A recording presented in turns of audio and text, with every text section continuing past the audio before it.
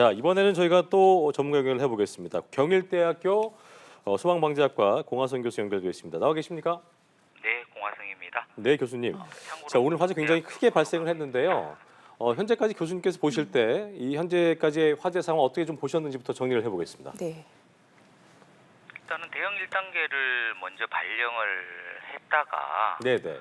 이렇게 화재 진화가 더뎌지고 네네. 진입이 어려워지는 그런 상황이 발생을 해서 예. 대응 2단계까지 발생한 상황이고요. 네. 현재는 내부에 사람이 있다 이것까지 알고 있는데 그 어디에 있느냐 위치 추적 상태에 있는 것으로 알고 있습니다. 또한 현재는 이 배터리가 폭발을 일으키지는 않고 있지만 네네. 그 추가적으로 배터리가 폭발할 우려가 있기 때문에 내부 진입에 상당히 어려움을 겪고 있는 것으로 보입니다. 예. 네.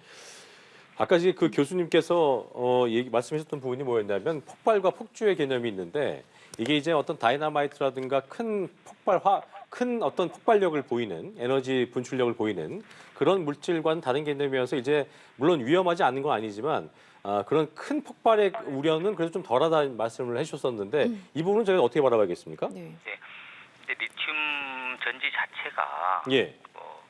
어느 한 셀에서 일부에서 폭발이 일어나면 네. 그 열로 인해서 그 옆에 있는 그 리튬 전지들이 연쇄적으로 이렇게 폭발하는 현상을 보이는 거거든요. 네. 일시적으로 폭발하는 것이 아니고 그렇기 때문에 네네. 일시적으로 폭발하는 뭐 다이나마이트라든지 이런 폭발물에 비해서는 그 폭발의 강도가 좀 예. 약하다 이렇게 볼 수는 있습니다.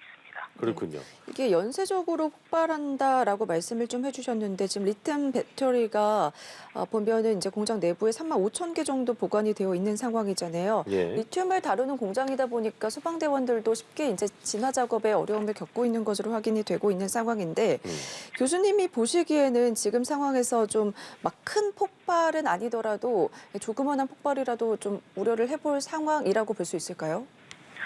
내부에 리튬 배터리가 한 35,000개 네. 정도 쌓여 있다고 합니다. 네. 근데 그 중에서 현재 폭발이 일어난 것과 일어나지 않은 그 리튬 배터리 개수를 사실은 파악이 불가능하고 현재로는 폭발은 아직은 일어나지 않고 있지만 아직 폭발이 일어나지 않은 리튬 배터리도 약 150도씨에서 200도씨 정도가 되면 예. 다시 폭발을 또 일으킬 수가 있거든요. 네네. 그렇기 때문에 진입에 상당히 어려움을 겪고 있는 것으로 보이고 예. 또한 이미 이제 화재가 발생했기 때문에 뭐 불산이라든가 벤젠 이런 아주 유독성 가스가 지금 내부에 많이 지금 그 잔존하고 있습니다. 그렇기 때문에 그것으로 인해서도 사실은 소방관의 진입이 상당히 어렵지 않냐 이렇게 판단이 됩니다. 예.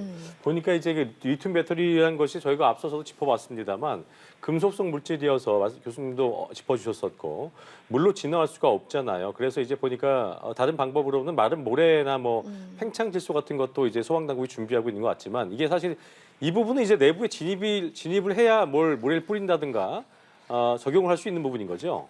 네, 맞습니다.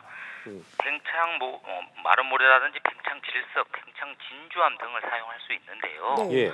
이것은 뭐 물을 뿌리듯이 이거 모래 같은 것을 이렇게 뿌리는 이런 장비들이 없습니다. 중장비를 내부에 들어가서 중장비를 이용해서 뿌린다든지 뭐 삽 등으로 이렇게 뿌리는 방법밖에 없거든요. 그렇기 때문에 아직 진입조차가 안 됐다고 하면 예. 진화 작업이 아직 이루어지지 않은 그런 상황이라고 볼 수 있습니다. 네. 그렇다면 뭐 지금 상황에서 교수님이 보시기에는 가장 빠르게 해야 될 건 어떤 거라고 좀 보십니까? 일단은 내부에 생존자가 있다고 하니 내부에 사람이 있다고 하니까 그 사람이 어디에 있는지 빨리 위치를 파악하는 것이 가장 중요하고요. 위치가 파악이 됐다고 하면 유독가스를 최대한 좀 빨리 빼내는 작업이 또한 필요하겠습니다. 네. 유독가스를 빼내는 작업이 용이하지 않다고 하면 방어 조치를 완전하게 한 후에 내부로 진입하는 것이 필요합니다. 그렇군요. 사실 뭐 저희가 앞서서도 교수님께서도 그 인명 피해를 줄이는 부분에 대한 얘기하셨는데 일단 가장 중요한 거는 인명 피해를 최소화한 것이기 때문에 현재까지 뭐 연락이 닿지 않고 있는 인원들이 20명 넘게 추정이 되고 있는 상황입니다. 일단 지금 상황에서 인명 피해를 최소화하기 위해서 그 내부 상황을 알 수는 없습니다만 구조를 위해서 소방당국이 이 부분에 집중을 해야 될 것이고 또 내부에 있는 인원들이 골든타임을 놓치지 않았으면 하는 바람이 있기 때문에 내부에 이제 만약에 어떤 여력이 있다면 생존의 가능성 어떻게 저희가 끝까지 생각해 봐야 되는 부분인데 어떻게 좀 예상해 볼 수 있을까요? 일단은 내부에 혹시라도 이분들이 스마트폰을 가지고 있다고 하면 네네. 최소한 GPS라도 켜놓아서 예. 위치 추적이 보다 용이하도록 해줄 필요가 있고요. 혹시라도 전화가 가능하다고 하면 119에 빨리 구조 요청을 해서 내 정확한 위치가 어디 있는지 그리고 여기에 몇 명이 있는지 현재 상황은 어떤지 이런 예. 내용을 보다 정확히 알려줄 필요가 있습니다. 그래서 구조 작업을 보다 신속히 할 수 있도록 예. 도와줄 필요가 있겠습니다. 네. 그렇군요. 지금 화재가 이제 장시간 이어질 가능성도 있기 때문에 또 얘기가 나오는 게 이제 화재가 일어나다 보니까 공장 붕괴 가능성도 있다 이런 분석도 나오는데 이 부분은 좀 어떻게 보십니까? 일단 건물 자체가 다행히도 샌드위치 패널 구조가 아닌 철근 콘크리트 구조라고 합니다. 그러면 샌드위치 패널보다는 네. 붕괴 위험이 적을 수 있지만 그래도 지금 폭발이 일어났기 때문에 그 폭발로 인해서 콘크리트 건물에 금이 갔다든지 이런 예. 경우가 있었다고 하면 붕괴 위험도 배제할 수 없기 때문에 이 부분도 특별히 주의를 기울일 필요가 있습니다. 네. 자, 그리고 교수님, 이런 유해 화학 물질을 취급하는 공장 같은 경우에는 저희가 잘 몰라서 그런데 일단 방화 설비 같은 것도 뭐 법으로 규정이 돼 있을 수도 있겠고 그리고 그 자체적으로 어떤 소화 시스템이랄까요? 이런 것들이 보통 공장들은 돼 있지 않습니까?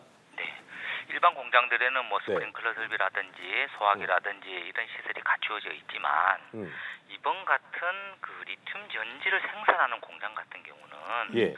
이런 소화기라든지 스프링클러 이런 것들이 무용지물입니다.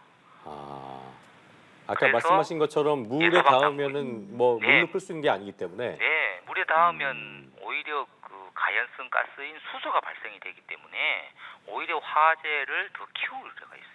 네. 그러면은 뭐 자세히 조사를 좀 해봐야 알겠지만 지금 리튬 배터리를 다루는 공장에서는 뭐 이와 관련된 법적 제도적 뭐 마련이 돼야 될 것 같고 안전장치도 더 필요해 보이는데 교수님이 보시기에는 이번 일 물론 지금 진행 중이고 조사를 진행하고 있지만 어떤 부분이 조금 더 보완이 되어야 된다고 보십니까? 일단은 리튬에 대한 어떤 그 소화 약제가 예. 전 세계적으로도 불을 잘 끌 수 있는 이런 약제가 아직은 마땅치 않습니다. 네. 그렇기 때문에 뭐 마른 모래라든가 이런 팽창 질석인 아주 원초적인 소화 약제를 지금 사용하고 있거든요. 그렇기 때문에 소화 약제 개발이 중요하고 무엇보다 중요한 것은 그 공장에서 근무하는 사람들의 안전 교육을 통해서 공장 내부의 온도가 올라가지 않도록 한다든지 그래서 예. 과열되지 않도록 하는 방법 또 불꽃을 점화원 직업에 특별히 주의를 기울인다든지 이런 안전교육에 보다 만전을 기할 필요가 있습니다. 어느 정도 화재가 좀 진압되고 인명 구조 등이 좀 이루어지고 나면 화재 안전 조사 같은 것도 이루어지게 될 텐데 이때는 이제 뭐 앞서 말씀 주신 부분도 중점이 되겠습니다만 어떤 부분을 좀 집중적으로 살펴봐야 될까요? 일단은 화재 원인을 이제 여러 각도로 일단은 파악해 볼 수 있는데요. 좀 2, 3일 전에 또 비가 전국적으로 왔지 않았습니까? 예. 혹시라도 비가 와서 그 리튬 공장에 누수가 발생해서 그 리튬에 물이 닿았다면 거기에서 이제 가연성 가스가 발생될 수 있기 때문에 마찰이라든가 이런 뭐 조그마한 불꽃만 있다고 하더라도 쉽게 화재로 이어질 수 있는 것이죠. 예. 그래서 그런 부분들. 두 번째는 이 리튬에 과열이 되면 어떤 원인에 의해서 그 리튬의 온도가 올라가면 저장 장소에 예를 들어서 한 150도씨 이상 온도가 올라가면 또 폭발이 일어날 수가 있습니다. 네. 그 원인도 고려해 볼 필요가 있고 예. 세 번째로는 그 리튬에 어떤 충격을 가하는 경우 충격을 가해도 이 리튬이 충격에 약하기 때문에 폭발로 이어질 수가 있습니다. 예. 네, 그런 원인도 될 수가 있겠습니다. 네, 자 어쨌든 순식간에 큰 화재가 발생하면 내부에 있는 인원들이 뭐 당황을 하면서 대피에도 어려움을 겪을 수 있을 텐데 이런 대형 공장에서 갑자기 화재가 발생한다면 앞으로도 저희가 또 이런 일이 일어나지 않아야 되기 때문에 앞으로 대비를 위해서라도 끝으로 대피 시 조심해야 될 점이 있다면 어떤 게 있을지 짚어주시면서 마무리하겠습니다. 평상시 동시에 외부로 대피할 수 있는 가장 빠른 경로들을 미리 파악해 둘 필요가 있고요. 예. 출입문이 어디에 있는지 이런 것들 확인해 볼 필요가 있습니다. 또한 리튬 화재에 대해서는 이런 독성가스가 발생되기 때문에 방독면을 그 공장 내부에 비치하는 것도 중요하겠습니다. 그렇군요. 알겠습니다. 네, 오늘 말씀 여기까지 들어보도록 하겠습니다.